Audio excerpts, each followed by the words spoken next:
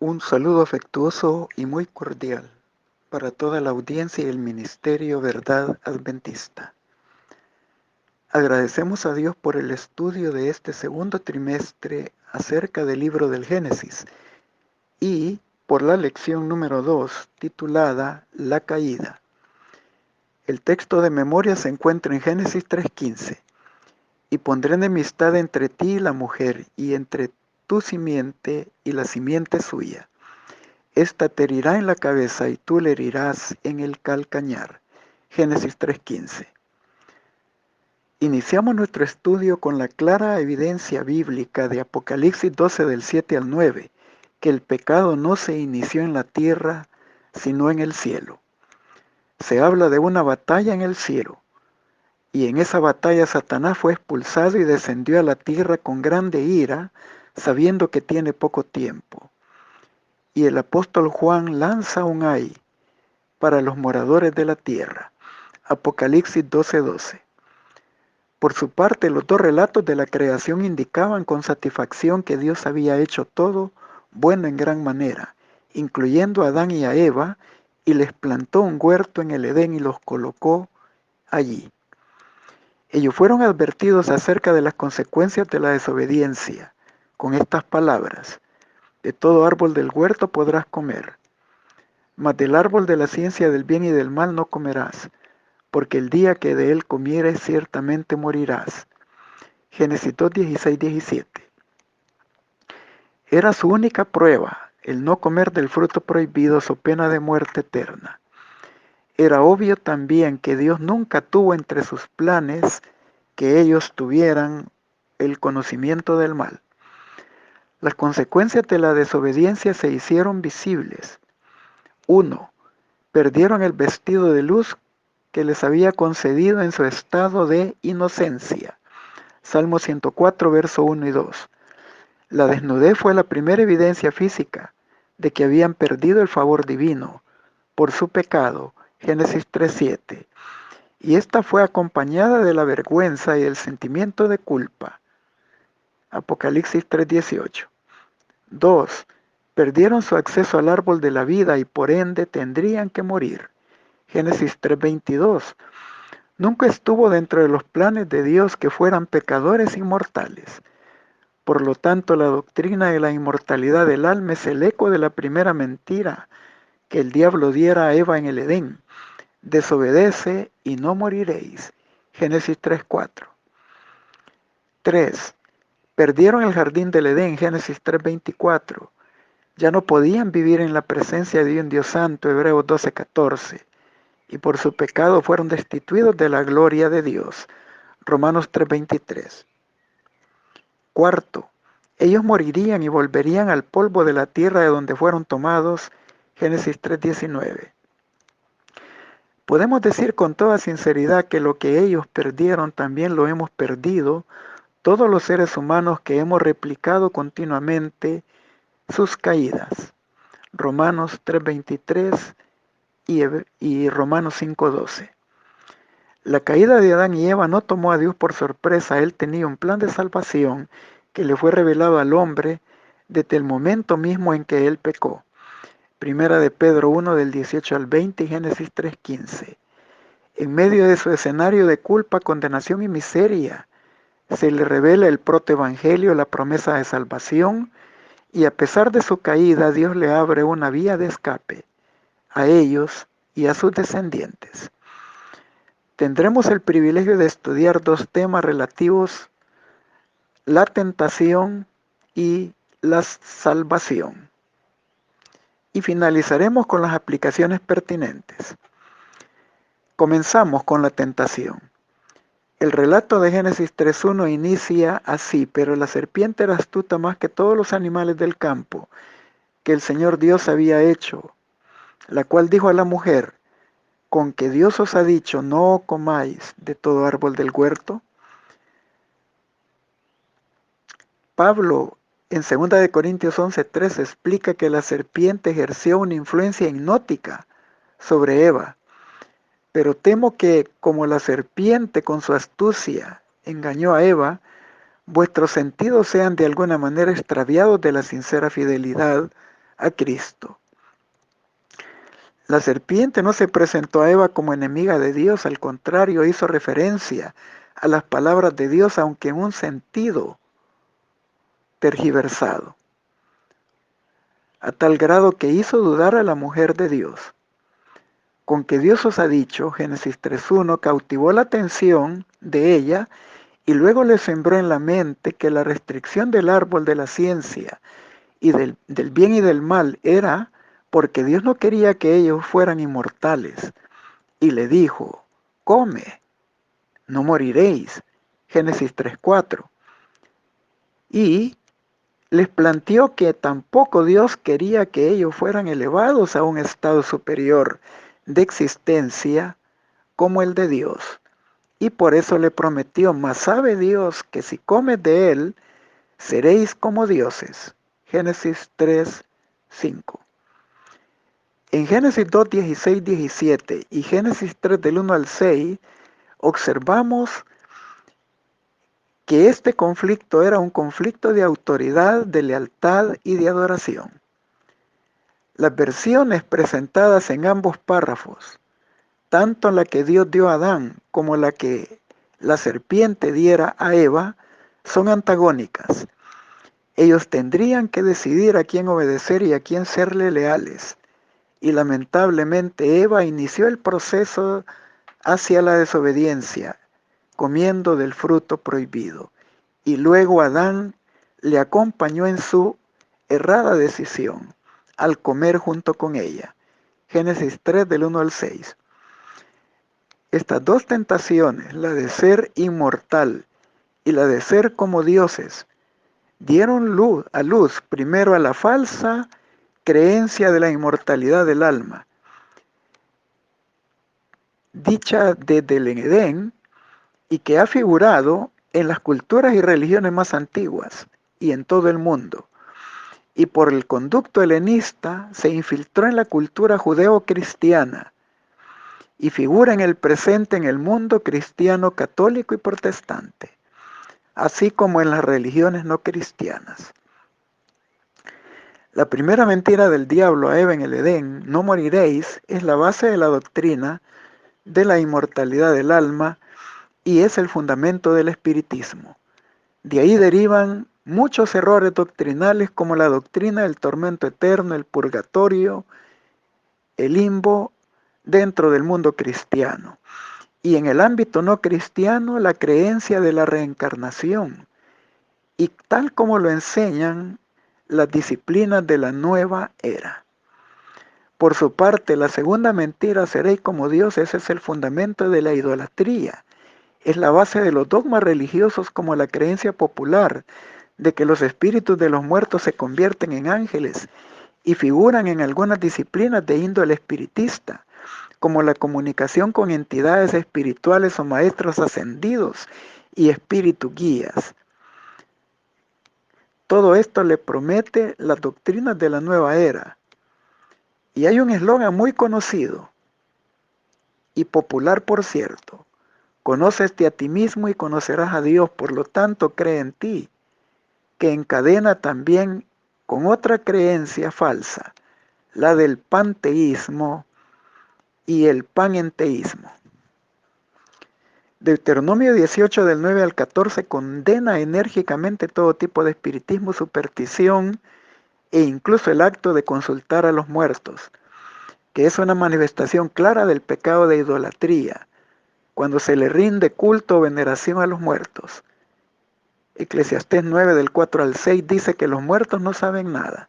Su memoria es puesta en el olvido y su amor y su odio y envidia fenecieron con ellos y nunca tendrán parte en todo lo que se hace debajo del sol. Génesis 2.25, al cierre del segundo relato de la creación, habla acerca de los recién casados Adán y Eva que estaban desnudos y que no se avergonzaban. En el Salmo 104, verso 2 nos indica de que había un resplandor de luz que los vestía en su estado de inocencia y obediencia. Ellos no necesitaban un vestido de manufactura humana. Sin embargo, cuando ellos desobedecieron, inmediatamente sus ojos fueron abiertos Génesis 3:7. Todas las limitaciones protectoras de Dios que les impedían el acceso al conocimiento del mal y de sus consecuencias desaparecieron inmediatamente, y el resplandor que cubría sus cuerpos se esfumó, y sintieron la vergüenza de estar desnudos delante de la presencia de Dios, y también física y moralmente. Esta fue la primera evidencia de las consecuencias del pecado, y acto seguido se hicieron delantales de hojas de higuera, una reacción de autojustificación o de falsa pretensión de alcanzar justicia por sus obras. Y al escuchar la voz de Dios paseándose en el huerto, se escondieron de su presencia. Génesis 3:8. Las vestiduras de higuero en realidad no cubrían su vergüenza ni su desnudez moral ni espiritual. Solo la justicia de Cristo recibida a través de Él es la única que cubre la vergüenza del pecado y concede salvación. Apocalipsis capítulo 3, verso 4. Génesis 3, verso 8 y 9 indica varias cosas. Se escondieron de la presencia de Dios porque su relación de comunión y lealtad con Él estaba rota por la desobediencia.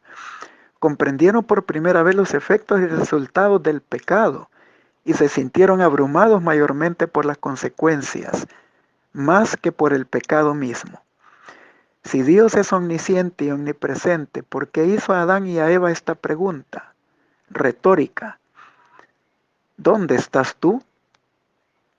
Con ella les invitaba a reconocer su estado actual de pecado y su condición caída, y recordar su estado anterior de inocencia y lealtad a Dios. Los argumentos de Adán le delataron. Al oír tu voz tuve miedo y me escondí porque estaba desnudo. Y Dios le responde, ¿quién te enseñó que estabas desnudo? ¿Has comido del árbol prohibido? Génesis 3, 10 y 11. Dios sabía que habían pecado, pero ellos aún no aceptaban su realidad, sino que ponían sus excusas y mutuas acusaciones. Prácticamente desarrollaron dureza de corazón, acusando directamente a Dios, y llenos de ingratitud dijeron estas palabras: la mujer que me diste me dio a comer del fruto. La serpiente que tú creaste me engañó y yo comí del fruto. Génesis 3, versos 12 y 13. Algunos eruditos han visto en este escenario un vislumbre de un juicio investigador donde se interroga y se presenta las evidencias al culpable preparando una sentencia. Génesis 3, 9 y verso 14 al 19. La serpiente y la tierra fueron malditas por causa del pecado, y ellos recibieron en el caso de la mujer que sus dolores de parto se multiplicarían, y ella quedaría sujeta al deseo de su marido, y el hombre tendría que ganar con sudor de su frente, el sustento diario, hasta llegar el momento de su muerte. Pero Dios buscaba en este proceso guiarlos al arrepentimiento, y podemos ver que en medio de las sentencias dictadas viene la promesa de salvación en el protoevangelio, Génesis 3:15, a través de Jesucristo. Y como la simiente bendita de las promesas y el dador y autor de la salvación, se vuelve el tema central de toda la Biblia. Continuamos con la salvación. En Génesis 3:15 de este versículo abstraemos a los protagonistas del conflicto desde que inició el pecado en nuestro mundo. Primero, serpiente versus la mujer. Enemistad pondré entre ti y la mujer.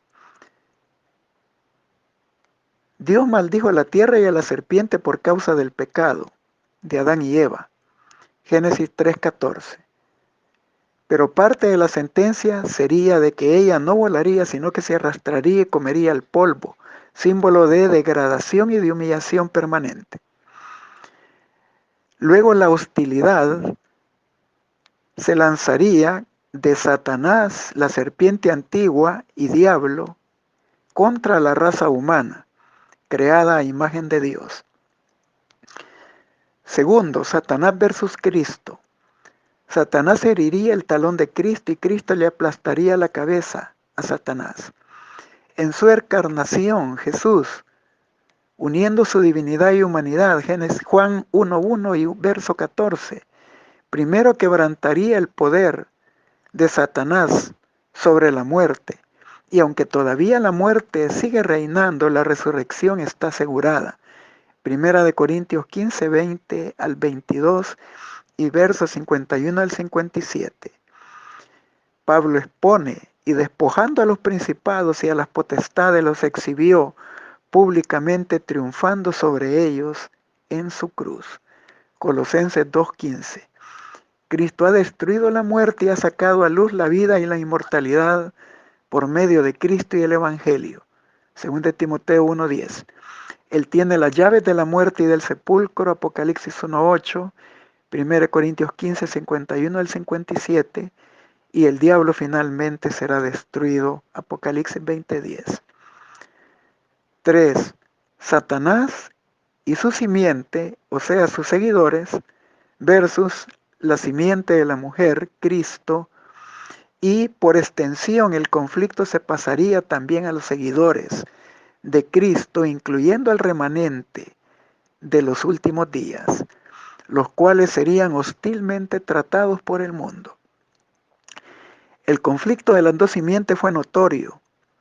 De inmediato, en el caso de Caín, que era del maligno, mató a Abel, que era del justo.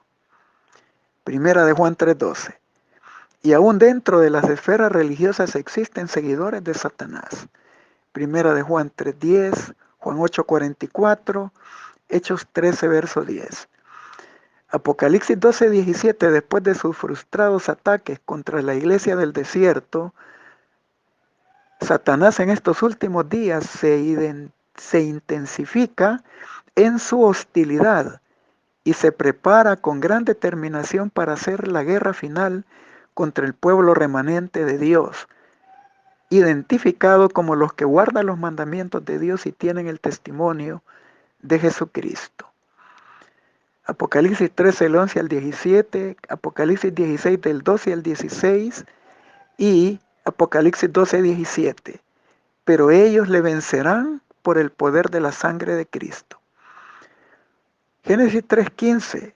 Ahí declara Dios que pondría enemistad. Cuando Satanás oyó que la simiente de la mujer heriría la cabeza de la serpiente, supo que aunque había tenido éxito en depravar la naturaleza humana, Juan 8:34, segunda de Pedro 1:19 y Romanos 6:16, sin embargo, por su gracia Dios restauraría al hombre a su estado original y lo capacitaría para resistir y vencer a Satanás, y sería condenado a muerte eterna. La liberación prometida proveería un Mesías como víctima reconciliadora, Génesis 3:21. El Cordero era un símbolo del Mesías, la ley exigía la muerte del pecador, y Dios estaba de esa manera en Cristo reconciliando al mundo, no tomándole en cuenta a los hombres sus pecados, y nos encargó la palabra de la reconciliación, 2 de Corintios 5:19, Apocalipsis 12 del 1 al 5, Gálatas 3:16 y 19, Hebreos 2:14 y 1 de Juan 3:8. El pecado necesitó de un Salvador, Dios lo proveyó. Una correcta teología de Génesis 3:15 siempre señalará como cumplida esta profecía en la vida y muerte de Cristo, de acuerdo con Hebreos 2, versos 14 y 15. Génesis 3 del 15 al 24 inicia con un anuncio que debía de haber producido gran consuelo a los dos agonizantes transgresores conscientes de su alejamiento de los preceptos divinos. Y en el caso de Adán, quien había cedido su autoridad al transferir su lealtad de Dios hacia Satanás, quien le había usurpado plenamente todos sus derechos sobre la tierra y que fueron ofrecidos a Cristo en el desierto de la tentación, Lucas 4, 5 y 6. Adán empezó a comprender la magnitud de su pérdida, no solo de gobierno humano, se había convertido en esclavo de Satanás, después de haber escuchado la maldición sobre la serpiente, verso 14, ahora escuchó la promesa profética de la salvación que le devolvería la esperanza. En su condición de esclavo de Satanás, segunda de Pedro 1:19, Romanos 6:16, y esclavo del pecado, Juan 8:34, las palabras enemistad pondré implicaron una liberación de su cautividad, y Cristo vino a libertar a los cautivos. Isaías 61:1. A través de la venida de la simiente que aplastaría la cabeza de la serpiente. Adán había culpado a la mujer de haber dado a comer del fruto prohibido. Ahora él percibe que la promesa de Dios se cumpliría mediante la procreación de la simiente bendita, el Mesías libertador, y con alegría da el nombre a su mujer Eva, madre de todos los vivientes. Ellos creyeron en un cumplimiento rápido en su primogénito Caín. Luego, después de la muerte de Abel, vieron en Set la promesa y murieron en espera del cumplimiento del tiempo, que esto se cumpliría en la simiente de Abraham. Gálatas 3:16 y 29 y 4:4. Aunque Eva a través de la procreación y por la vía de la genealogía sería privilegiada para ser posible la venida del libertador, esto no evitaría las consecuencias del pecado. Dios le anticipó que se multiplicarían los dolores de su alumbramiento, Génesis 3:16 y Juan 16:21. Y vendrían las consecuencias sobre Adán, el pecado, por haber escuchado la voz de su mujer y desobedecido la voz de Dios. La tierra de la cual fue tomado sería maldita, y como resultado resistiría sus labores, y finalmente él volvería al polvo de donde fue tomado. Las consecuencias van en aumento. Antes de expulsarlos del jardín del Edén, Dios les proporcionó vestiduras de túnicas de pieles que eran un permanente recordatorio de su inocencia perdida y de su muerte, la vicaria muerte del prometido Cordero de Dios, que pagaría el precio del pecado para quitar el pecado del mundo. Adán comisionado fue para dar nombre y protección a los animales creados y ahora les quitaba la vida con el fin de preservar la suya. Ahora conocían algo de los resultados del pecado y fue necesario, como acto de misericordia, negarles el acceso al árbol de la vida, a fin de que no se convirtieran en pecadores inmortales. Y finalmente fueron expulsados del Edén, porque no podían vivir en la presencia de un Dios santo. Hebreos 12:14 y Romanos 3:23. Aunque no sabemos si Adán y Eva comprendieron claramente el plan de la salvación, sí sabemos que les fue revelado lo suficiente para asegurarles que el pecado no duraría para siempre y que de la simiente de la mujer nacería el Redentor, que sería recuperado el dominio perdido y que se restauraría la felicidad del Edén. De principio a fin, el Evangelio de la Salvación sigue siendo el tema de las Santas Escrituras. Como una aplicación pertinente, no debemos de buscar ni preservar y postergar el conocimiento del mal, sino buscar el conocimiento del bien y sobre todo conocer el plan de la salvación de Dios para nosotros. A través de los incidentes de la caída de Adán y Eva, el asesinato de Caín sobre Abel, el diluvio universal, la Torre de Babel, la destrucción de Sodoma y Gomorra, podemos ver prácticamente cómo Dios nos invita a la reflexión, al arrepentimiento, a no repetir esas tristes y lamentables historias y a responderle a Dios ante esa pregunta que fue hecha a Adán desde el principio de su caída: ¿dónde estás tú? Y que nuestra respuesta sea prácticamente la de aquellos que van en busca de abrazar el regalo de la gracia que es salvación y vida eterna en Cristo Jesús, Señor nuestro. Un feliz sábado para todos.